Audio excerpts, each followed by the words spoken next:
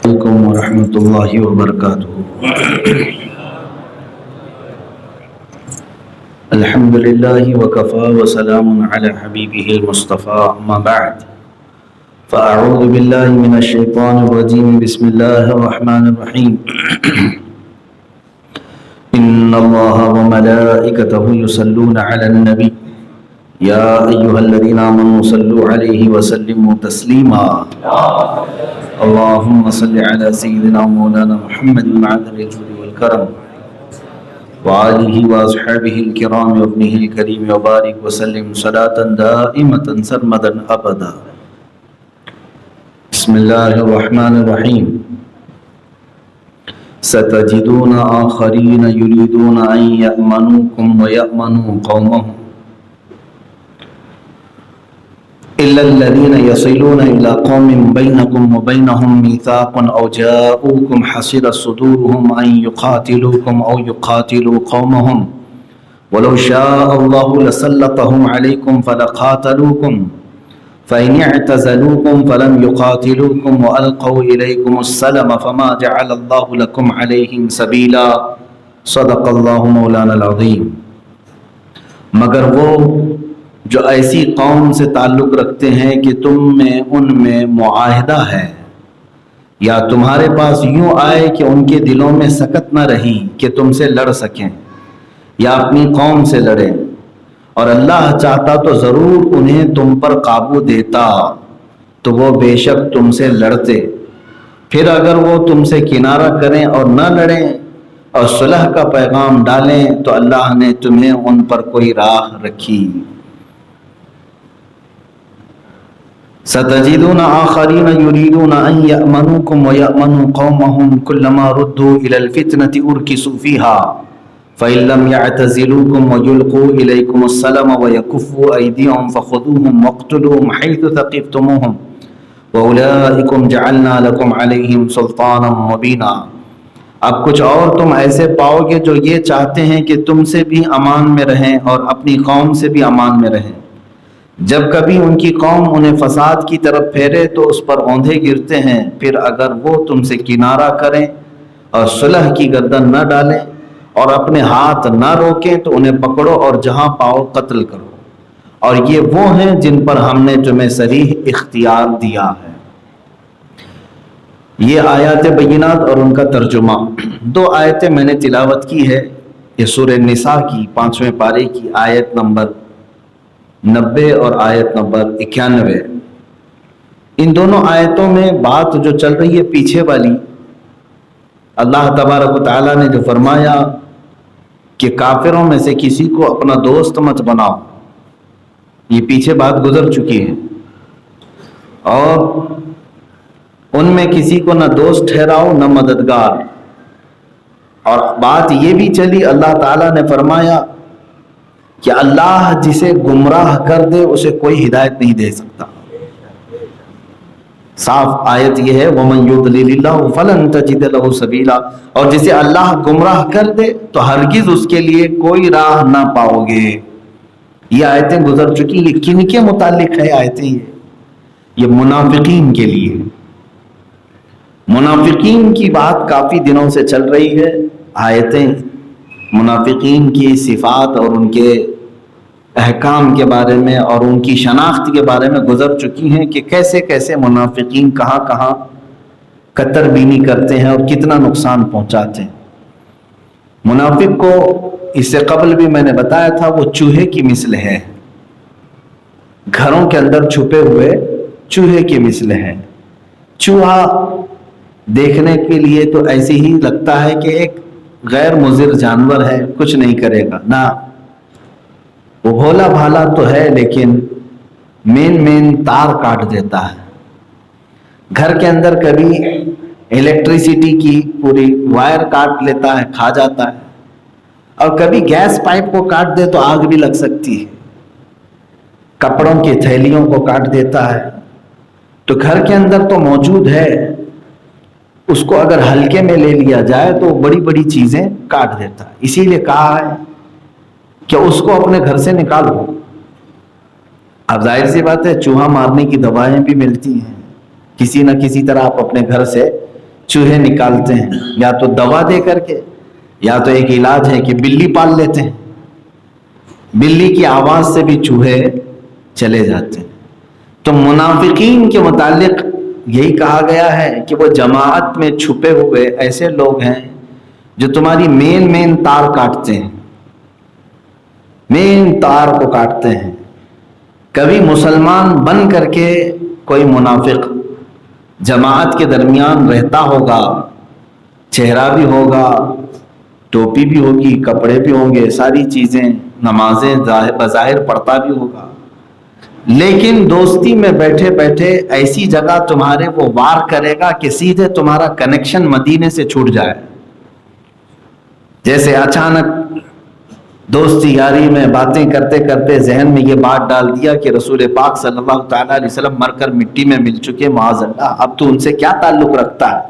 تو کاٹ دیا اس چوہے نے۔ کہاں کی تار کاٹا؟ سیدھے صاحب مدینہ رسول کریم صلی اللہ تعالیٰ علیہ وسلم سے جو تمہارا رشتہ ہے اسی پر اس نے ضرب لگا دیا۔ ایک بات میں اب یہاں پر کہوں گا کہ منافقین ہماری جماعتوں میں پہلے سے داخل ہوتے رہے، آج بھی ہوتے ہیں، آج بھی ہوتے ہیں۔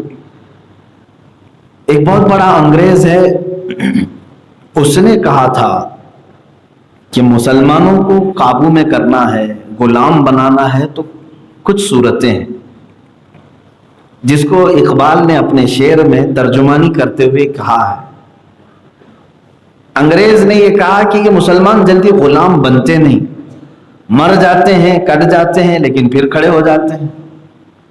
کوئی تو ہے ان کے اندر چیز کہ جو انہیں ختم ہونے نہیں دیتی، پھر سے جمع ہوتے ہیں اور پھر اپنی زندگی کو چلا لیتے ہیں۔ آخر ان کو کیسے توڑ دیا جائے؟ تو اس نے ایک مشورتاً یہ بات کہی تھی جس کو اقبال کہتا ہے، یہ فاقہ کش موت سے ڈرتا نہیں ذرا، روح محمدی اس کے بدن سے نکال دو، روح محمدی اس کے بدن سے نکال دو۔ معاذ اللہ، انگریز یہ چاہتا ہے کہ یہ مومنین جو زندہ ہیں ان کے اندر نسبت رسول باقی ہے، جو اپنے نبی کے لیے مرنے مٹنے اور سب کرنے کو تیار ہوتے ہیں، یہ جذبہ ختم کرو، تب پھر ان کو قابو میں پاؤ، ان کو کنٹرول کر سکو گے، یہ تمہارے غلام بھی بن جائیں گے۔ اور پھر اقبال نے یوں بھی کہا، عرب کو دے کے عجم کے تخیلات، اسلام کو حجاز و یمن سے نکال دو۔ حجاز اور یمن اسلام کی وہ سلطنتیں جو تاریخ ہے جس کی، جہاں اسلام کی روایتیں آج بھی باقی رہی، وہاں سے اسلام کو نکالنا معمولی بات نہیں۔ کیسے نکالا جائے؟ تو اس انگریز نے کہا، ماڈرن کلچر ان کے اندر اتنا ڈال دو کہ ہر جوان لڑکا اور لڑکی کچھ اور ہی نظر آئے، اسلام ویسے ہی نکل جائے گا۔ آج یہ دونوں چیزیں کرنے پر لگ گئے ہیں۔ میرے عزیزوں، منافقین سیدھے وار کرتے ہیں عشق رسول پر۔ رسول کریم صلی اللہ تعالیٰ علیہ وسلم کی عظمت جو تمہارے دلوں میں، اس کو کم کر دیا جائے، اس کو ہلکے میں لے لیا جائے، اس کام پر وہ لگ جاتے ہیں۔ ظاہر سی بات ہے، اگر کوئی دشمن اسلام کہے گا ایسی بات تو آپ تھوڑی نہ ایکسیپٹ کریں گے، آپ جلدی کسی کافر اور مشرک کی بات کو نہیں قبول کریں گے۔ ہاں، اپنی جماعت میں ہی بیٹھے ہوئے کسی ایک مسلمان کو آپ جو اپنا گہرا دوست سمجھتے ہیں، باتیں کرتے کرتے ایک دن وہ تمہارے ذہن میں زہر ڈال دیتا ہے اور پھر آپ کے دل میں بھی وہ بات آنے لگتی ہے، یہاں سے گمراہی شروع ہو جاتی ہے۔ اس لیے یاد رکھو کہ ہمارا کل دین رسول پاک صلی اللہ علیہ وسلم سے وابستہ ہے۔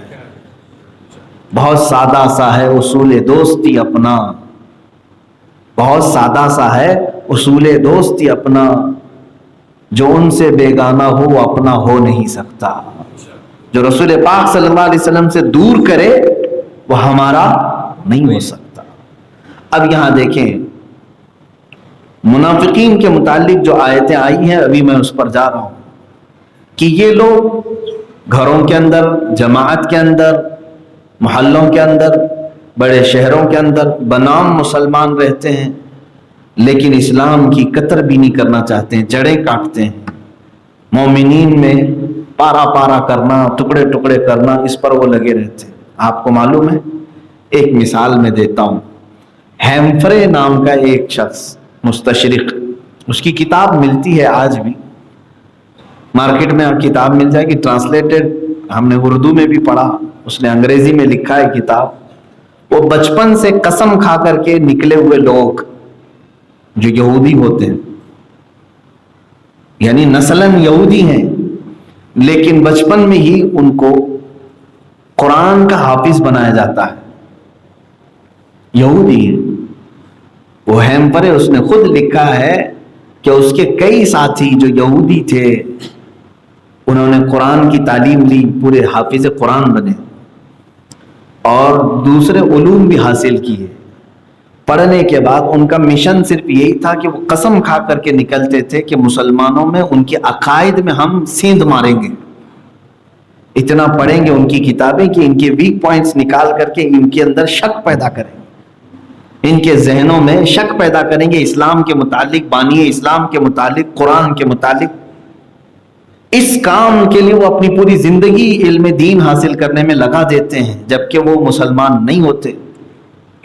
ہیمفرے انہی میں سے ایک آدمی ہے جو پورا عالم بھی بنا، حافظ بھی بنا، تفسیر بھی پڑھا، حدیث بھی پڑھا، اور وہ خود لکھتا ہے کہ میری ڈیوٹی کہاں کہاں پر تھی. کہتا ہے میں عراق میں رہا، ترکی میں رہا، شام میں رہا، اتنے ملکوں میں جو مسلمان میجورٹی ملک ہیں یہاں پر رہتا، اور کہتا ہے کہ میں مسلمانوں کے درمیان، لوگوں کے درمیان رہتا اور ان سے دوستی کر لیتا، یہاں تک کہ ان کے جو علماء ہیں ان سے بھی دوستی کر لیتا، اور پھر اس کے بعد دھیرے دھیرے ان کے دلوں کے اندر اسلام کے متعلق شک ڈالنے کی کوشش کرتا. اسی سفر کے دوران وہ شخص یہاں تک کہتا ہے محمد بن عبد الوہاب نجدی سے بھی میری ملاقات ہوئی، میں نے اس کے ذہن میں بھی بہت ساری باتیں ڈالی، اور بہت ساری باتیں وہ سیکھ کر کے ہیمپرے سے سعودی عرب میں جا کر کے پوری قبروں پر بلڈوزر چلانے کا آرڈر دیا، ختم کر دیا. بہرحال بہت ساری چیزیں ایسی ہیں جس کو یہ اندر داخل ہو کر کے پوری کی پوری امت میں درار پیدا کرنے کی کوششیں کرتے ہیں منافقین. اسی لیے میرے عزیزو اب بچیں کیسے آپ؟ یہ منافقین سے کیسے بچیں گے اور پتہ کیسے چلے؟ سیدھی سی بات ہے، پہلے ہی گھروں کے اندر ہوتا کیا ہے، چوہا مار دوا لاؤ یا بلی پال لو، یہی ہوتا ہے نا گھروں سے چوہوں کو نکالنے کے لیے. تو اب ان منافقین کو مارنے کے لیے جو سب سے بڑی دوا ہے وہ عشق رسول کی ہے. رسول پاک صلی اللہ تعالی علیہ وسلم کی محبت اتنی ڈال لو سینے میں کہ ذرا کوئی حضور کے متعلق کہنے لگ جائے تو تمہاری یہ دوا ہی اس کے لیے کام کر جائے گا، وہ قریب نہیں آ سکے گا. اسے معلوم ہے کہ یہ حضور کے بارے میں کوئی چیز سن ہی نہیں سکتا، تو تمہارے اوپر ڈورے نہیں ڈالے گا. اپنے آپ کو حضور کی زندگی، حضور پر فنا کر دو، رسول پاک صلی اللہ تعالی علیہ وسلم کے لیے اپنی زندگی فنا کر دو، فنا پھر رسول ہو جاؤ. یہ سب سے بہترین دوا ہے. ایک دوسری چیز، جیسے کہ گھر میں دوا نہیں مل رہی ہے، روز دوا رکھنے سے نہیں چل پا رہا ہے، تو کیا کرتے ہیں، بلی پال لیتے. تو علماء نے فرمایا تو پھر منافقین سے بچنے کے لیے علماء اہل سنت کو اپنے ساتھ رکھو. جو عالم اہل سنت ہیں، علماء باعمل ہیں، ان کی چلت پھرت سے بہت سارے منافقین اپنے راستے کاٹ لیتے ہیں. بہت سارے منافقین اپنے راستے دور کر لیتے ہیں کیونکہ یہاں نہیں بن پائے گا. جس گھر میں بلی ہے وہاں چوہوں کا داخلہ ممنوع ہوتا ہے، نو انٹری. وہ آواز سے ڈرتے ہیں. اسی طرح سے بزرگان دین نے فرمایا جس علاقے میں اور جن کے ساتھ باصلاحیت علماء اہل سنت ہوں، اللہ تعالیٰ ان کے عقیدے کی بھی حفاظت فرماتا ہے. اس لیے کہ ان پر منافقین ڈورے ڈالنے کی کوشش کرتے ہیں تو علماء اللہ کے فضل سے جو علم انہیں ملا اس کے ذریعے سے انہیں بچا لیتے ہیں. بہت ساری جگہوں پر نوجوان بچ جاتے ہیں. تو یہ دو صورتیں ہیں آپ کو بتا دی گئی ہیں. عشق رسول اتنا سینے میں ڈال لو کہ کوئی قریب پھٹکنے نہ پائے. دوسری چیز علماء باعمل کے کی صحبت اختیار کر لو کہ اللہ تعالیٰ تمہیں منافقین کے حملوں سے محفوظ رکھے۔ اب یہاں پر آج جو آیت میں نے تلاوت کی اس میں یہ ہے، اللہ تعالیٰ فرماتا ہے کہ جتنے بھی دشمن ہیں اللہ تعالیٰ ان پر یعنی تم پر ان کو طاقت کبھی نہیں دیتا۔ اگر اللہ چاہتا لسلطہم علیکم، اگر اللہ چاہتا تو ضرور انہیں تم پر قابو دیتا، تو بے شک تم سے لڑتے، تمہیں مار ڈالتے، تم کو وہ قتل کر جاتے۔ اللہ نے ان کو تمہارے اوپر طاقت نہیں دیا۔ یہ ایسا جملہ ہے میرے عزیز، توجہ چاہتا ہوں، دشمنوں کو اللہ تعالیٰ تمہارے اوپر تسلط طاقت نہیں دیا، ورنہ وہ کچا چبا جائیں گے، اتنی دشمنی رکھتے ہیں، اتنا ان کا خون کھولتا ہے کچھ لوگوں کو دیکھ کر، لیکن وہ ہاتھ نہیں ڈالتے۔ اللہ تمہاری حفاظت کر رہا ہے۔ اب یہاں پر رک کر کے مجھے اپنی گفتگو پھر آپ کے سامنے وہی کرنی ہوگی بحمدہ تعالی۔ اس آیت کا آ جانا اتفاق کی بات ہے آج، جس میں اللہ فرما رہا ہے کہ کافروں کو، منافقین کو، دشمنوں کو اللہ تمہارے اوپر تسلط نہیں دیتا۔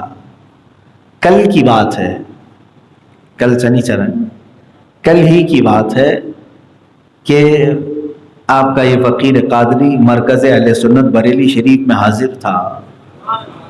مدینۃ المرشد آقائی مولائی ملجائی میرے شیخ محترم سیدی تاج الشریعہ رحمۃ اللہ تعالی علیہ کے آستانے کی حاضری بھی تھی، اور باقی تو سب آپ کو معلوم ہی ہے۔ لیکن میں یہاں پر ابھی جو بات کر رہا ہوں، بریلی شریف میں حاضری کے دوران دیگر جو باتیں ہوئی وہ بعد میں عرض کروں گا، لیکن یہاں میری تفسیر کے متعلق جو بات آئی، شہزادہ تاج الشریعہ قائد ملت آبرو اہل سنت حضرت علامہ اسجد رضا خان صاحب قبلہ کی بارگاہ میں ہم حاضر تھے، کچھ باتیں چل رہی تھی، تب آپ نے جو نصیحت فرمائی اپنے والد گرامی کو یاد کرتے ہوئے، وہ جملہ بالکل وہی ہے جو آج میں تفسیر کر رہا ہوں۔ کل کی بات ہے، آپ نے فرمایا کہ 2012 کی بات ہے، ایک علاقے سے ہم آ رہے تھے، حضرت بھی تھے، حضور تاج الشریعہ رحمۃ اللہ تعالی علیہ بھی تھے، تو اس علاقے میں فسادات ہوئے تھے، فسادات رائٹس ہوئے تھے، اور پولیس پکڑ دھکڑ کر رہی تھی، کئی لوگوں کو پکڑ پکڑ کر کے اندر کیا جا رہا تھا۔ اب حضرت کے پاس کچھ لوگ آئے اور یہ شکایت کی، یہ بہو وہی روایت میں آپ کو بیان کر رہا ہوں جو حضور قائد ملت نے مجھے کل ہی بیان کیا، اور میں حضرت کے سامنے بھی یہ بات کہا بھی تھا کہ اتنی فکر انگیز بات ہے کہ اس پر تو پوری تقریر ہونی چاہیے۔ آپ نے فرمایا کہ ابا کے پاس کچھ لوگ آئے اور شکایت کرنے لگے کہ حضور ہمارے علاقے میں فسادات ہوئے، رائٹس ہوئے، اب پولیس پکڑ پکڑ کر کے لے جا رہی ہے فلاں کو فلاں کو فلاں کو۔ لیکن ایک شکایت اس بات کی کہ یہ پکڑوانے والے کوئی دوسرے نہیں ہیں، مسلمان ہی ہیں، آپس میں ہی ایک دوسرے کو پکڑوا رہے ہیں، بیچ میں ایسے خبری ہیں، ہو جا کر کے خبر دیتے ہیں پولیس کو کہ یہ فلاں کا ایسا ریکارڈ ہے، فلاں ایسا کرتا ہے، اس کے پاس اتنا مال ہے، اس کے پاس فلاں ہے۔ تو پکڑوانے میں، گرفتار کروانے میں سب سے زیادہ یہاں مسلمان ہی عمل کر رہے ہیں۔ یہ شکایت حضور تاج الشریعہ رحمۃ اللہ تعالی علیہ کے پاس آئی تو حضور قائد ملت فرماتے ہیں، میں نے والد گرامی سے ایک جملہ سنا، حضور تاج الشریعہ رحمۃ اللہ تعالی علیہ نے ایک جملہ فرمایا کہ اے لوگوں سنو، اللہ رب العزت نے مسلمانوں پر کافروں کو تسلط دیا نہیں، اللہ مسلمانوں پر کافروں کو تسلط یعنی قبضہ دیا نہیں، جب تک کہ کوئی مسلمان ہی مسلمان کو نہ پھنسا دے، کسی دوسرے کی ہمت نہیں۔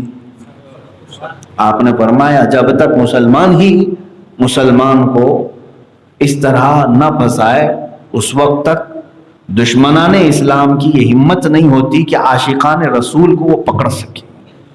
اللہ تعالیٰ کا یہ فضل آج تک ہے میرے عزیز، آج تک ہے۔ یہ کل ہی کی سنی ہوئی بات میں آپ کے سامنے عرض کر رہا ہوں، وہی قرآن میں اللہ تعالیٰ یہاں یوں فرمایا، یہ بات تو نصیحت انہوں نے کی تھی کل، کہ مسلمانوں کو یہ نہیں چاہیے کہ آپس میں مسلمانوں کی خبری کریں، اور ہاں اگر کسی کے غلط کام ہے تو الگ بات ہے کہ اس کو نصیحت کریں، اس کی اصلاح کریں، لیکن کسی بھی مسلمان کو کفار و مشرکین کے حوالے کرنا کہ وہ ذلیل ہو جائے، جیل میں چلا جائے، قیدی ہو جائے، معاذ اللہ، اتنا سخت ترین گناہ ہے، یہ اتنا سخت ترین جرم ہے کہ اللہ تبارک و تعالیٰ اس کی بھیانک سزا قرآن میں بیان فرمایا، وَلَا تَأْكُلُوا أَمْوَالَكُمْ بَيْنَكُمْ بِالْبَاطِلِ وَتُدْلُوا بِهَا إِلَى الْحُكَّامِ لِتَأْكُلُوا فَرِيقًا مِّنْ أَمْوَالِ النَّاسِ بِالْإِثْمِ وَأَنْتُمْ تَعْلَمُونَ۔ قرآن میں یہ بھی اللہ نے فرمایا، اس سے ملتی جلتی آیت ہے کہ تم حاکموں کے پاس کچھ لوگوں کو اس لیے پکڑ کر کے لے جاتے ہو تاکہ تھوڑے پیسے مل جائیں، تم کو تھوڑا سا مال تمہیں مل جائے، اس لیے کچھ ناحق لوگوں کو گرفتار کرواتے ہو۔ یہ قرآن کی بات میں عرض کر رہا ہوں، یہی حضور سیدی تاج الشریعہ رحمۃ اللہ تعالیٰ نے فرمایا۔ آج مجھے وہ آیت ملی، وَلَوْ شَاءَ اللَّهُ لَسَلَّطَهُمْ عَلَيْكُمْ، اگر اللہ چاہے تو ان کو تمہارے اوپر مسلط کر دے گا، فَلَقَاتَلُوكُمْ، پھر وہ تمہارا قتل کریں گے، لیکن اللہ نے تسلط نہیں دیا۔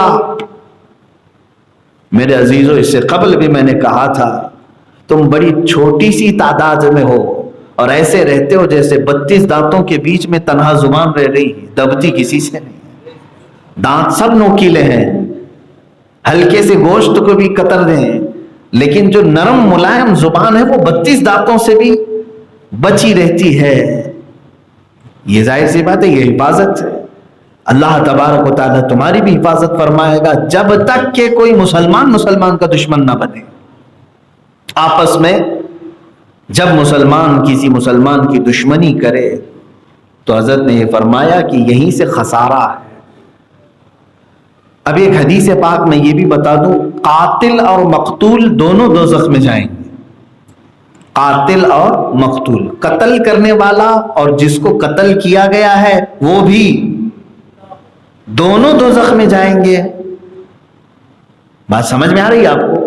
قتل کرنے والا تو سمجھ میں آ گیا کہ یہ ظالم ہے، تلوار اٹھایا یا مرڈر کیا، جس سے بھی کیا۔ بھائی جو مقتول ہے، جو قتل ہوا ہے، اس کو کیوں دوزخ میں جانے کا حکم آیا؟ توجہ چاہتا ہوں میرے عزیز، حدیث ہے یہ، رسول پاک صلی اللہ علیہ وسلم نے جب یہ فرمایا قاتل اور مقتول دونوں دوزخ میں جائیں گے، تو صحابہ نے پوچھا قاتل کا تو سمجھ میں آیا، مقتول کیوں دوزخ میں جائے گا؟ اللہ کے حبیب صلی اللہ تعالیٰ علیہ وسلم فرماتے ہیں قاتل اس لیے کہ قتل کیا، مرڈر کیا، ظالم ہے، اس لیے یہ دوزخ میں جائے گا۔ مقتول اس لیے کہ اسے موقع نہیں ملا، موقع ملا ہوتا تو وہ اسے قتل کرنے والا تھا۔ دونوں تو آپس میں ایک دوسرے کو قتل کرنے کے لیے کھڑے تھے۔ ظلمن جو قتل ہوا اس کی بات نہیں کر رہا ہوں، آپس میں گتھم گتھا ہوئے، دونوں لڑنے کے لیے آئے، ایک قتل ہو گیا، ایسی جگہ پر حدیث میں ہے دونوں جہنم میں جائیں گے۔ کیوں؟ بھائی پوائنٹ اس کو مل گیا، قتل کر گیا ہے، اگر اس کو موقع نہیں ملتا، اس کو ملتا جو مرا ہے، تو وہ کیا چھوڑنے والا تھا؟ وہ بھی اس کو مارنے والا تھا، تو صرف وہ مارنے والا تھا، نیت تھی اس کی، اسی لیے اسے بھی دوزخ میں ڈالا جائے گا۔ مسلمانوں کی آپس میں ایک دوسرے کے لیے اگر تلواریں اٹھتی ہیں تو یہ مت سمجھیں کہ میں اس کو قتل کر دوں گا، اس کو مار دوں گا، اصلاح ہو جائے گی، اور دوسرا اگر یہ سمجھے کہ میں مقتول ہوں تو میرے لیے جنت ہو جائے گی، ایسا نہیں۔ دو تلواریں اگر اٹھ گئیں تو دونوں دوزخ میں جائیں گے۔ یہ حدیث پاک میں دونوں دوزخی ہیں، حتیٰ کہ رسول کریم صلی اللہ تعالیٰ علیہ وسلم نے مدینہ طیبہ میں صحابی جو تلواریں اس طرح سے کندھے پر ڈال کر کے چلتے تھے، اور تلوار گول چاند کی طرح ہوتی تھی، اور اس طرح سے کندھے سے نکل کر کے اس کا سامنے کا سرا جو تلوار کی نوک ہوتی ہے وہ سامنے یوں لٹکی رہتی تھی، دکھتی تھی۔ ایک صحابی کندھے پر اس طرح تلوار لٹکائے آ رہے تھے، میرے آقا صلی اللہ تعالیٰ علیہ وسلم نے فرمایا اس تلوار کی نوک کو پیچھے کی طرف کر لو، بدल लो, पीछे की तरफ कर लो. तो साहबी ने पूछा, या रसूल अल्लाह सल्लल्लाहु अलैहि वसल्लम, तरीका तो यही है तलवार लटकाने का, तलवार कंधे पर लटकाने का तरीका यही है, पलट दूं. उन्होंने पलट दिया.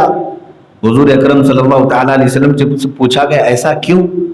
अल्लाह के नबी सल्लल्लाहु ताला अलैहि वसल्लम फरमाते हैं, इसलिए कि तुम मदीने में रह रहे हो और मैं ये नहीं चाहता कि तलवार की नोक भी किसी मुसलमान की तरफ हो,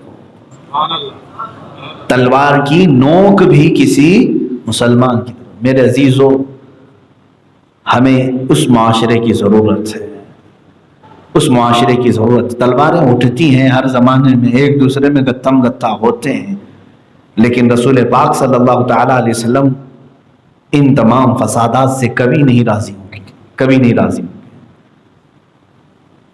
बहरहाल आयत में जो अल्लाह ताला ने फरमाया, अगर अल्लाह चाहता तो काफिरों को तसल्लुत देता तुम्हारे ऊपर और वो तुम्हें कत्ल करते, लेकिन अल्लाह ने उन्हें तसल्लुत नहीं दिया.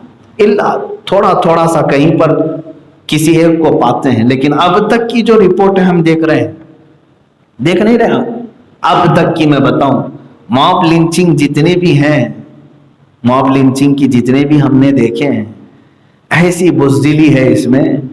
एक मुसलमान है, 15-20 कुत्ते मिलकर के नोच रहे हैं, 15-20 कुत्ते मिलकर के उसको नोच रहे हैं.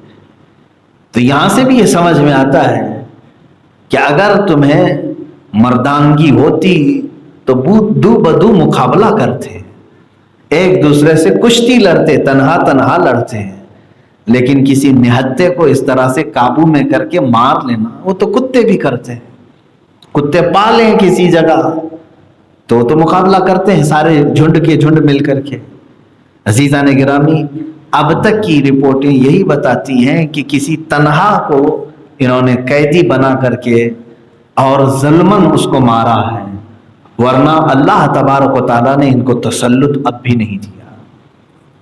ये बात बहुत बड़ी है, अल्लाह तसल्लुत नहीं दिया. तुम डरो मत, खौफ ना करो, अल्लाह तुम्हारे साथ है, हमारे साथ है, रब तबारक व तआला हमारे साथ है.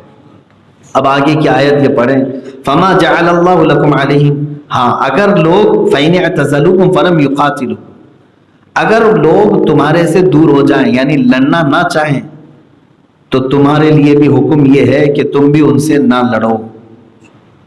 वालक़ौ इलैकुमुस्सलाम, और सुलह का पैगाम डालें, तो अल्लाह ताला तुम्हें इजाज़त नहीं देता कि तुम हर एक के साथ लड़ो. जब सुलह की बात आ जाए तो फिर लड़ाई करना जायज़ नहीं. अब इन आयतों में से बाज़ चीज़ों को टुकड़ा निकाल करके कुछ लोग पेश करते हैं. आज मैं आयत पढ़ रहा हूँ, जिस आयत को आज पूरे हिंदुस्तान में फैलाया जा रहा है, और कुछ कट्टरवाद लोग कुरान की इन आयतों के बारे में ऐलान ये कर रहे हैं कि इनको कुरान से निकाला जाए. ये कुरान में आतंकवाद के और भड़काऊ बातें सिखाने वाली, वो क्या हैं सुनिए पहले आप. अल्लाह फरमाता है, जो लोग ऐसे तुम्हारे दुश्मन हैं, ये सल्तनत की बात चल रही है, सिर्फ यहाँ की नहीं, सल्तनत इस्लामिया जहां पर मौजूद है, उस सल्तनत के जो दुश्मन होंगे, अल्लाह फरमाता है अगर वो लोग अमन व अमान के साथ रहना चाहें, तुम्हारे साथ मुकाबला ना करना चाहें, तो तुम सुलह करो उनके साथ. कुरान कहता है उनके ऊपर तलवार ना उठाना, उनसे लड़ना नहीं, अगर उन्होंने सुलह की बात की है. लेकिन साथ में रब ताला ये फरमाता है, अगर कोई तुमसे सुलह न करना चाहे, तवज्जो, फ़इल्लम यअतज़िलूकुम, अगर वो तुमसे दूर नहीं हटना चाहते, हमेशा तन के खड़े, वो युल्क़ू इलैकुमुस्सलम सलामा, और सुलह की गर्दन ना डाले, यानी सुलह नहीं चाहते हो, दो चीजें, वो यकुफ़्फ़ु ऐदियहुम, और अपने हाथ मुकाबला करने से नहीं रोकते हैं, जब मौका मिले बम मारते हैं, जब मौका मिले तीर चलाते हैं. इन लोगों के मुतालिक अल्लाह क्या फरमा रहा है, फ़ख़ुज़ूहुम वक़्तुलूहुम, तो फिर ऐसे लोगों को जहां पाओ पकड़ो और उन्हें मारो.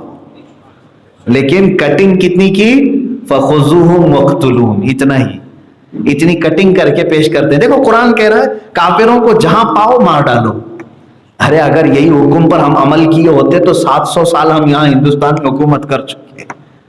इस हुक्म पर अगर تم جیسا کہہ رہے ہو عمل کر لیے ہوتے تو کوئی چوڑا بھی باقی نہیں رہتا نا. اس کا مطلب یہ نہیں ہے, قرآن یہ نہیں کہہ رہا ہے کہ جہاں کسی کافر کو پاؤ اور قتل کر دو, ہرگز نہیں.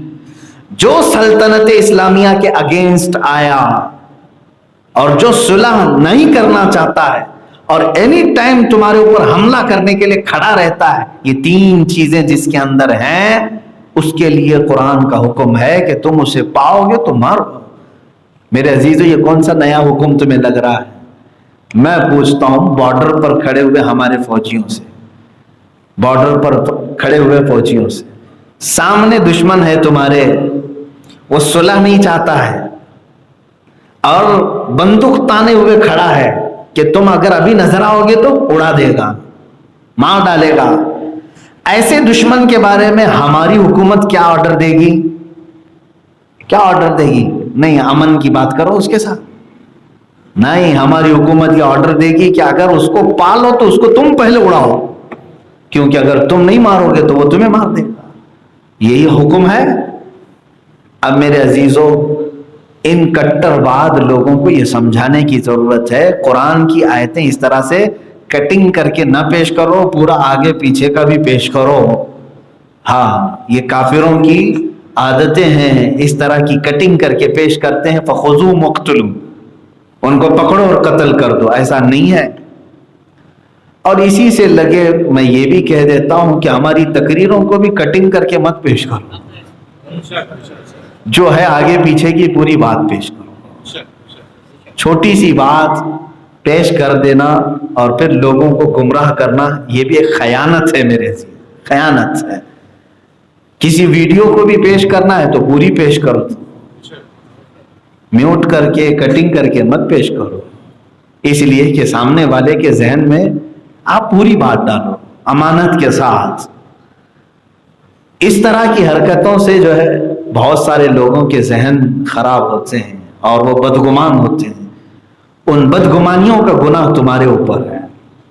مثال کے طور پر قرآن میں ایک بات آئی ہے, یا ایھا الذین آمنوا لا تقربوا الصلاۃ وانتم سکارا. پوری آیت میں نے پڑھ دی, ترجمہ کرتا ہوں. یا ایھا الذین آمنوا لا تقربوا الصلاۃ, یہیں تک کا ترجمہ کرتا ہوں. اے ایمان والو نماز کے قریب مت جانا. اے ایمان والو نماز کے قریب مت جانا. معاذ اللہ, یہاں تک اگر روک کر کے کسی نے اتنا ہی کٹ کر دیا آیت, آپ کہیں سے بھی ترجمہ کرا لیں. ہاں, اور پروفیشنل جو ٹرانسلیٹر ہے اس سے بھی ترجمہ کرا لو, جو ٹرانسلیٹ کر کے دے گا اس سے ٹرانسلیشن کرا کے بھی دیکھ لو, یہی ترجمہ آئے گا, اے ایمان والو نماز کے قریب مت جاؤ. اب اتنا پیش کر کے کوئی ہنگامہ مچا دے گا, قرآن کی آیت آ گئی ہے, قرآن کی آیت آ گئی, نماز کے قریب نہیں جانا. وہ 2 نمبر پیر کو اگر مل جائے تو وہ تو بہت بڑی بات ہے اس کے لیے.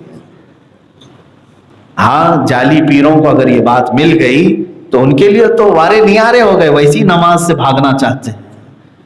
تصور کی نماز والوں کو اتنی آیت کا اگر مل جائے. میرے عزیز, ہے کیا یہ حقیقت؟ آگے کا ٹکڑا کیوں نہیں پڑھ رہے؟ وَأَنْتُمْ سُكَارَى, ساتھ میں ہے یہ, اے ایمان والو نماز کے قریب مت جانا جب تم نشے کی حالت میں ہو. یہ ہے, جب نشے کی حالت میں ہو تو نماز کے قریب نہ جانا. اب وہ نشے کی حالت کو ہٹا دیے اور تم خالی جتنے مطلب کی بات ہے اتنا پیش کر دیا, اے ایمان والو نماز سے قریب مت جاؤ. معاذ اللہ رب العالمین, ایسی کٹنگ جائز نہیں ہے, اچھی کٹنگ کرنی چاہیے. بہرحال اب یہاں پر ہندوستان میں بھی ابھی جو معاملات چل رہے ہیں, ہندو سوامی پنڈت وہ کچھ اپنے ماننے والوں کو بھی اس طرح کی باتیں بتاتے ہیں, تو میرا ان کو ایک میسج ہے کہ وہ قرآن کو پوری طرح سے پڑھیں, اور جس کو دعوت دے رہے ہیں اس کو بھی کہیں کہ پورا آگے پیچھے کا پڑھ لیں, آگے پیچھے کا پڑھ لیں. اس طرح کی بات اگر کوئی نہ سمجھ کر کے بھی کہہ دے, جیسے کہ پچھلے زمانے میں ایک بادشاہ تھا, اس نے ایک عالم کو بلایا اور کہا قرآن کہتا ہے کہ جہاں کہیں کافروں کو پاؤ قتل کر دو, کیا یہ بات صحیح ہے؟ تو وہ چھوٹے مولوی صاحب تھے, انہوں نے کہا ہاں صحیح ہے, جہاں پائیں گے ہم قتل کر دیں گے. تو بادشاہ نے کہا آج تو میرا تسلط ہے, آج کہا ہاں اگر ہمارا آ جائے تو ہم قتل کریں گے سب کو۔ وہ مولوی صاحب نے اسی بات کہی تو بادشاہ نے کہا اٹھاؤ تلوار اور مارو اس کو، یہ جہاں جہاں ملے مسلمان قتل کرو۔ اس نے آرڈر دے دیا کہ مولوی صاحب کی ایک خطا، ایک غلطی تھی، انہوں نے کہا اگر ہماری حکومت آ گئی تو ہم ماریں گے، ایسا حکم نہیں ہے میرے عزیزو۔ تو جب انہوں نے ایسا جواب دیا تو بادشاہ مسلمانوں کا قتل شروع کر دیا، تقریباً 8 یا 10 ہزار لوگ قتل ہو گئے۔ تو جو ذمہ دار بڑے تھے علماء، انہوں نے پوچھا یہ ہو کیا رہا ہے، بادشاہ کو کیا پاگل پن سوار ہو گیا، کیوں ایسا، اچھا تو تھا۔ کہا نہیں، اس نے ایک مولوی صاحب سے مسئلہ پوچھا کہ قرآن کہتا ہے جہاں کافروں کو پاؤ قتل کر دو، کیا یہ صحیح ہے؟ تو مولوی صاحب نے کہا ہاں صحیح ہے، جہاں ہم پائیں گے قتل کریں گے۔ بادشاہ نے ان سے پوچھا پھر ابھی کیوں نہیں کرتے؟ کہا ابھی ہماری حکومت نہیں، جب آئے گی تب کریں گے۔ تو اسی بات پر بادشاہ برہم ہو کر کے سارے لوگوں کو پہلے ہی سے قتل کر رہا ہے۔ تب وہ ایک عالم ربانی، بڑے عالم دین تھے، وہ آئے بادشاہ کے پاس، کہا میں آپ سے بات کرنا چاہتا ہوں۔ کہا کیا بات ہے؟ جس بارے میں آپ نے اس مولوی صاحب سے پوچھا اور اتنے قتل کیا، آپ کو کیا سمجھ میں آئی؟ کہا کہ تمہارا قرآن کہہ رہا ہے کہ جہاں ہم جیسوں کو پاؤ قتل کر دو، میں مسلمان نہیں ہوں۔ تو اس عالم دین نے کہا نہ، ان کی خطا ہے، ان کی بھول ہے، وہ قرآن کو نہیں سمجھے، اور بیان کر دیا۔ یہی کٹنگ والوں کا حال ہوتا ہے، ویسے ہی بیان کر دیا۔ تو بادشاہ نے پوچھا تو پھر ہے کیا اصل؟ یہ کہا بادشاہ آپ کی یہ سلطنت ہے، آپ کی یہ رعایا ہے، آپ کا یہ ملک ہے، مجھے یہ بتاؤ جنگ کی حالت آ گئی، دشمن آپ کے اوپر آ گئے، ادھر کے ملک والا، سامنے کے ملک والا، ادھر کے ملک والا دشمنی پر آ گئے اور جنگ کی حالت آ گئی، اور آپ کے فوجیوں پر ان لوگوں نے، دشمنوں نے تلواریں اٹھا لی، سب تلواریں اٹھا چکے ہیں، ہر طرح سے دشمن۔ اے بادشاہ سلامت، اس دن آپ کیا آرڈر دو گے اپنے فوجیوں کو؟ جب آپ کی رعایا کے خلاف سارے دشمن تلوار اٹھا لیں، اس دن اے بادشاہ آپ کیا آرڈر دیں گے اپنے سپاہیوں کو؟ بادشاہ کہتا ہے میں تو آرڈر دوں گا کہ جہاں دشمن تلوار اٹھائے نظر آئے مار ڈالو۔ تو کہا یہی تو اسلام بھی کہہ رہا ہے، قرآن یہی کہہ رہا ہے کہ جب تم سے کوئی صلح نہ کرنا چاہے اور تلوار اٹھا لے اور مارنے پر آ جائے، تب قرآن کہتا ہے کہ سلطنت اسلامیہ کی حفاظت کے لیے تم اسے دور کر سکتے ہو، دفع کر سکتے ہو۔ یہی اتنے ہی ٹاپک کو آج بھڑکاؤ بنا کر کے، آتنکواد سے تشبیہ دے کر کے، معاذ اللہ قرآن پر کیا کیا الزامات ان کافروں نے رکھ دیے۔ میرے عزیزو، پورا قرآن پڑھ ڈالو، آتنکواد، دہشت گرد، ٹیررزم، یہ سب الفاظ تو ان کے بنائے ہوئے ہیں، قرآن میں ایک لفظ بھی کہیں ظلم کا تمہیں اس طرح کا نہیں ملے گا۔ یعنی ظلم کا لفظ نہیں کہہ رہا، ظلم کرنے کی اجازت ہرگز نہیں۔ قرآن تو کہتا ہے اللہ تبارک و تعالی ظالموں سے بے خبر نہیں، جس نے بھی ظلم کیا اللہ اس کا حساب لے گا۔ تم تو ظلم کی بات تو چھوڑو، ایویڈنس ہوں گے، ثابت کیے جائیں گے، فلاں فلاں چیزیں ہوں گی۔ قرآن تو کہتا ہے فَمَن يَعْمَلْ مِثْقَالَ ذَرَّةٍ خَيْرًا يَرَهُ وَمَن يَعْمَلْ مِثْقَالَ ذَرَّةٍ شَرًّا يَرَهُ۔ قرآن کا تو یہ فلسفہ ہے کہ تم میں سے اگر کسی نے رائی کے دانے کے برابر بھی اگر برائی کیا ہے، اللہ وہ بھی تمہیں دکھائے گا، اور رائی کے دانے کے برابر بھی اگر نیکی کی ہے تو اس کی جزا بھی دے گا۔ یہاں یہ عدل ہے میرے عزیزو۔ اب اس آیت پر جتنے لوگ بھونکتے ہیں ان سب کے لیے میرا یہ پیغام ہے، پڑھو آگے اور پیچھے کی، صرف کٹنگ پر مت جاؤ۔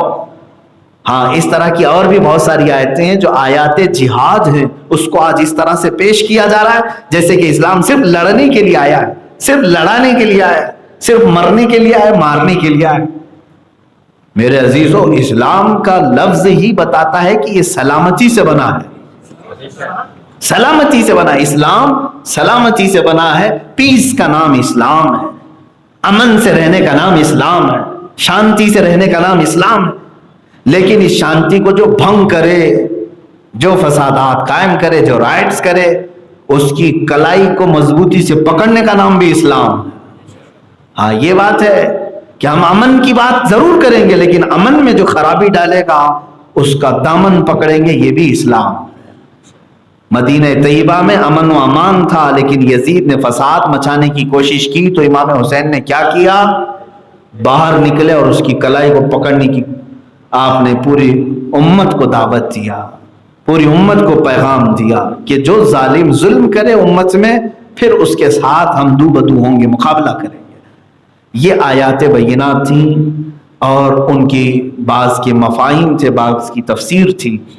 اللہ تبارک و تعالیٰ یہاں پر ایک بات یہ بھی فرماتا ہے کہ جو تم سے صلح کر لیں اور امن چاہیں تو پھر ان کے ساتھ لڑائی نہ کرو، ان کے ساتھ مقابلہ نہ کرو۔ مثال کے طور پر آپ بھی یہاں ہندوستان میں رہتے ہیں، امن سے رہنے کا حکم اسلام نے دیا ہے۔ بہت سارے ہندو ایسے ہیں جو ہمارے ساتھ دوستی کرتے ہیں، ہمارے ساتھ تجارت کرتے ہیں، ہمارے ساتھ اٹھنا بیٹھنا، ہمارے پڑوسی ہوتے ہیں، گھروں میں آنا جانا ہے لوگوں کے۔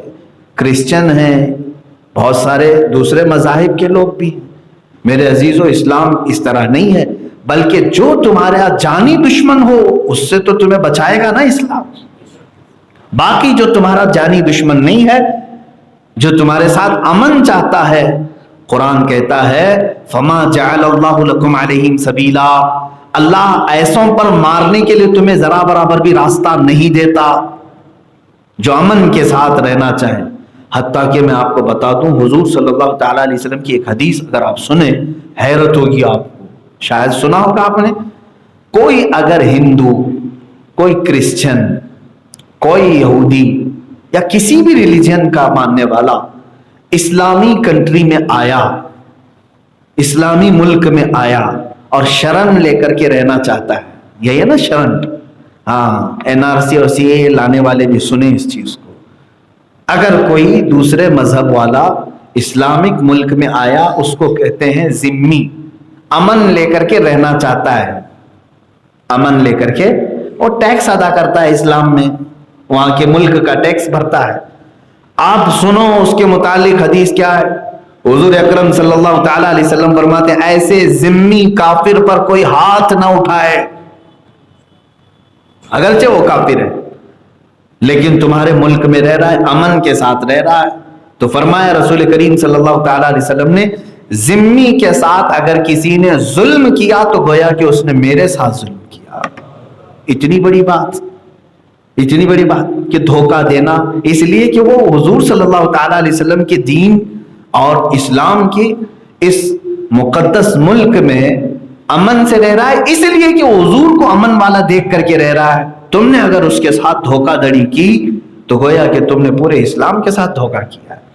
ہمیں منع کیا گیا ہے کافروں کے ساتھ، چاہے وہ ہندو ہو، کرسچن ہو، سکھ ہو، عیسائی ہو، کوئی بھی ہو، امن کے ساتھ اگر رہتا ہے تم اس کے ساتھ چھیڑ چھاڑ نہیں کر سکتے، اس کے ساتھ ظلم زیادتی نہیں کر سکتے، اس کو برا بھلا نہیں کہہ سکتے۔ یہ تمام احکام جہاد جو بھی ہیں وہ آج ہمارے اوپر اس طرح تھوپ کر کے دنیا بتا رہی ہے کہ جیسے یہ صرف لڑنے کے لیے پیدا ہوئے ہیں، ہم صرف لڑنے کے لیے پیدا ہوئے ہیں۔ میرے عزیزو، ہم امن قائم کرنے کے لیے آئے، اسلام امن کی دعوت دینے کے لیے آیا ہے، لیکن جہاں فسادات ہوں گے وہاں سے فسادات کو ہم دور بھی کریں گے۔ اب اس کی مثال ایسی ہے، کسی ڈاکٹر کو آپ یہ کہیں گے یہ ہمیشہ چھری مارتا ہے، ہاں یہ ڈاکٹر جو ہے نا ہمیشہ چاقو مارتا ہے، یہ چاقو باز ڈاکٹر نہیں کہیں گے۔ کیوں؟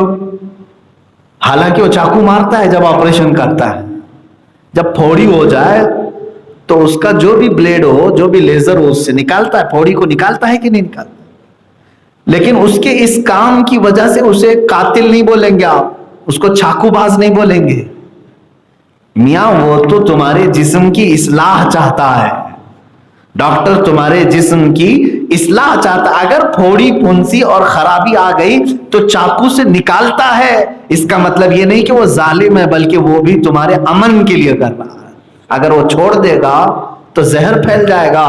میرے عزیز، اسلام اسی طرح سے اس وقت جب پھوڑیاں جگہ جگہ آ جائیں تو جہاد کا حکم دیتا ہے کہ پھوڑیاں کاٹو۔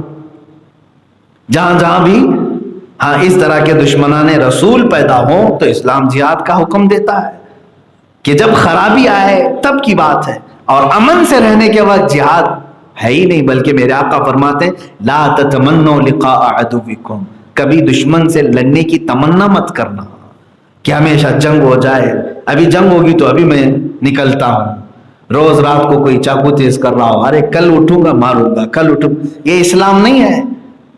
اسلام، حضور اکرم صلی اللہ علیہ وسلم نے منع فرمایا ہے کہ تمنا بھی مت کرنا لڑائی کی۔ ہاں اگر کوئی تمہارے اوپر جان پہ آ جائے اور اسلام پر آ جائے، بانی اسلام پہ آ جائے اور سلطنت اسلامیہ ہو، تب پھر جہاد کا حکم دیا جاتا ہے، ایسے نہیں۔ اس کے شرائط ہیں، بہت سارے شرائط۔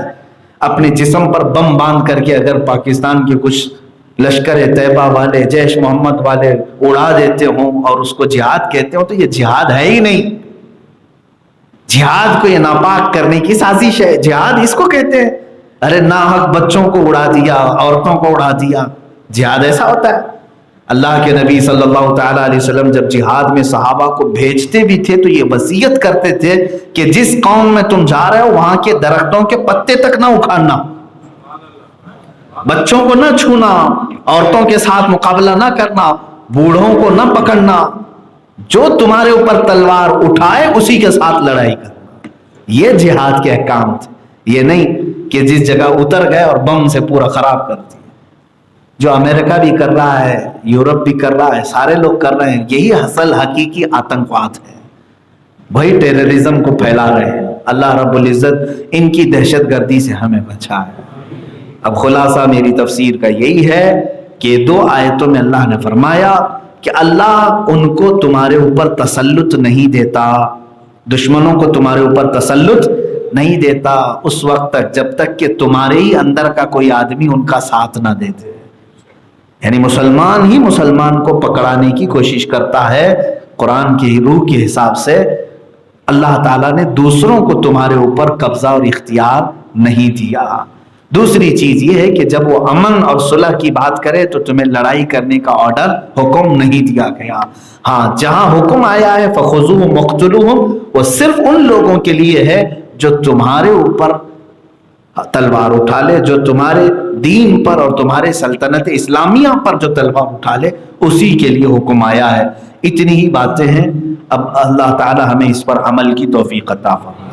لفظ جہاد کے متعلق اگر کوئی خرافات پھیلانے کی کوشش کرے تو مجھ سے رابطہ کرے، مجھ سے وہ کانٹیکٹ کرے، میں اس کو اس کا مفہوم سمجھانے کی کوشش کروں گا انشاءاللہ العزیز۔ اور مسلمان اس لفظ کو استعمال کرنے سے گھبرائیں گی بھی نہیں، ڈریں گی بھی نہیں، اس لیے کہ ہم آتنکواد، دہشت گرد اور ٹیررزم والے لفظ جہاد کا استعمال نہیں کرتے، ہم رسول اللہ کے جہاد کا لفظ استعمال کرتے ہیں۔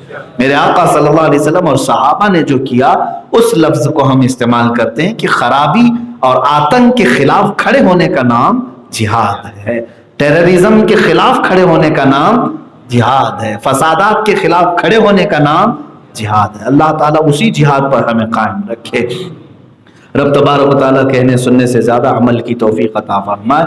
آپ تمامی حضرات کو یہ بات بھی میں عرض کر دوں کہ آج بحمدہ تعالیٰ بکرم مصطفیٰ صلی اللہ تعالیٰ علیہ وسلم فقیر قادری مرکز اہل سنت بریلی شریف حاضر ہوا۔ جیسے کہ آپ کو یہاں کے حالات کے اعتبار سے معلوم ہے، حالات پیچیدہ ہو گئے تھے، اور کچھ مجھے لے کر کے بھی میں ان تمامی حضرات سے بھی کہوں گا، یقیناً آپ نے میری اصلاح کے لیے اگر کوشش کی ہے تو اللہ اس کی جزا آپ کو عطا فرمائے۔ میرے اوپر جو الزامات تھے میں نے اس کی وضاحت بھی کی، آپ کے سامنے توبہ بھی کیا۔ اللہ تعالی ہر مسلمان کو گناہوں سے محفوظ رکھے۔ ایک بات میں بتا دوں میرے عزیزوں، میں بھی انسان ہوں، فرشتہ نہیں، خطائیں ممکن ہیں، اور حدیث پاک میں ہے ان بنی آدم خطاؤن وخیر الخطائین التوابون۔ میرے آقا صلی اللہ علیہ وسلم فرماتے ہیں آدم کی ساری اولاد خطا کرتی ہے، آدم کی ساری اولاد خطا کرتی ہے، اور خطا کرنے والوں میں سب سے بہترین آدمی وہ ہے جو توبہ کرتا ہے۔ خطا کرنے والوں میں بہترین کون ہے؟ جو توبہ کرتا ہے، اور توبہ اللہ تبارک و تعالیٰ کو پسند ہے۔ اللہ تعالیٰ فرماتا ہے ان اللہ یحب التوابین ویحب المتطہرین۔ قرآن یہ کہتا ہے بے شک اللہ توبہ کرنے والوں کو پسند کرتا ہے اور پاک رہنے والوں کو پسند کرتا ہے۔ ہمیشہ توبہ کرے۔ میرے آقا صلی اللہ تعالیٰ علیہ وسلم استغفار کثرت سے فرمایا کرتے تھے۔ مجھے احساس ہے کہ ہمارے بڑے حضرات نے، ذمہ داروں نے میری کچھ گرفت کی تھی، وہ چاہے میری غلطیاں ہوں یا بھول ہو، جو بھی ہو، کچھ تو اس میں جو بھی چیزیں تھی حقیقت حال کے خلاف تھیں، پھر بھی میں اللہ تعالیٰ کو گواہ، اللہ تبارک تعالیٰ کو گواہ بنا کر سب کے سامنے میں نے توبہ بھی کی تھی، اور آپ سب کو بھی کرایا تھا، آپ گواہ ہیں اس چیز کے۔ پھر توبہ کریں، بار بار توبہ کریں، معلوم نہیں ہے کون سی رات ہماری آخری ہے۔ استغفر اللہ ربی من کل ذنب واتوب الیہ، لا الہ الا اللہ محمد الرسول اللہ صلی اللہ تعالی علیہ وسلم۔ اور ایک بات یاد رکھ لیں، حدیث پاک میں بھی ہے، توبہ کرنے کے بعد اگر کسی نے اس کے پرانی خطا کو یاد دلا کر اسے تانا مارا تو اللہ رب العزت کے جلال کو اس نے دعوت دیا، اور اللہ رب العزت اسے اس مقام پر پہنچا دے گا جہاں وہ تھا، یعنی اس گناہ میں تم مبتلا ہو جاؤ گے۔ حدیث پاک میں یہ بھی ملتا ہے، ایک صحابیہ ان سے خطا ہو گئی تھی، سنسار کرنے کا حکم ہوا، پتھروں سے مارنے کا حکم، انہیں پتھروں سے مار دیا گیا۔ صحابہ اکرام جب بیان کر رہے تھے تو ایک صحابی نے یہ کہا کہ وہ ناپاک عورت، یا اس طرح کا کوئی جملہ انہوں نے کہا، جو بھی تھا وہ جملہ، ایسا ایک جملہ ان صحابی سے نکلا جس پر پتھر مار رہے تھے، اس کا ناپاک خون، ناپاک عورت نہیں معاذ اللہ، ناپاک خون میرے اوپر لگا۔ حضور اکرم صلی اللہ تعالی علیہ وسلم جلال میں آئے، فرمایا اپنے جملے کو بدل لو، جس کو تم نے سنسار کیا اس نے توبہ کر لی تھی، اور توبہ کے بعد اگر تم نے اس کو پرانا گناہ یاد دلایا تو اللہ تمہیں اس گناہ میں مبتلا کر دے گا۔ یہ بات یاد رکھیں، ہمارے لوگوں کے دلوں میں نرمی آ جائے، دلوں میں اتحاد پیدا کرو، نرمی پیدا کرو۔ جتنے لوگ حامی ہیں یا مخالف ہیں، جن سے بھی میری دلی ایک آرزو، تمنا اور مؤدبانہ گزارش ہے، آپسی معاملات کو ختم کرو، اس لیے کہ اب ہم جنگ کے حالات میں ہیں، کفار و مشرکین ہمارے خلاف پورے کمر بستہ ہیں، یہ ہمارے لڑنے کے اوقات نہیں ہیں۔ لیکن آپ سب سے گزارش کروں گا، پھر پورے محلے سے کہوں گا، اتحاد بنا لو، اتفاق کر لو۔ بچے جو آج بگڑے ہوئے ہیں ان کی اصلاح کے لیے سارے لوگ لگ جاؤ۔ ہمارے وہ بچے جن کی تعلیم ابھی ادھوری ہے اس کے لیے فکر کرو۔ آپ کے پاک سائٹ میں آج کی پوزیشن میں 9 بچے حافظ قرآن بننے والے ہیں، ان کی فکر کرو۔ اس پاک سائٹ کو ایسا جگمگاؤ کہ علم دین کا یہ مرکز بن جائے۔ میں رہوں نہ رہوں میرے عزیزو، اپنا اتحاد قائم کرو۔ اللہ رب العزت نے ہمیں جو علم دیا ہے وہ امانت ہے، رسول پاک صلی اللہ تعالیٰ علیہ وسلم کی بارگاہ میں کل قیامت کے دن جواب دینا۔ بس اس فکر پر میں حاضر آتا ہوں، یا کچھ بھی دانستہ غیر دانستہ جو کچھ بھی جرم سرزد ہوئے، رب تعالیٰ ان سب سے ہمیں آزاد فرمائے۔ رب کریم پاک سائٹ وکرولی والوں کو پھر سے اتحاد و اتفاق عطا فرمائے۔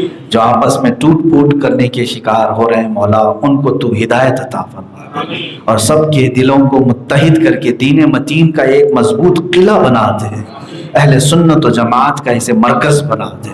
وصلی اللہ تعالی علی خیر خلق محمد وآلہ واصحابہ اجمعین، وآخر دعوانا الحمد للہ رب العالمین۔ السلام علیکم۔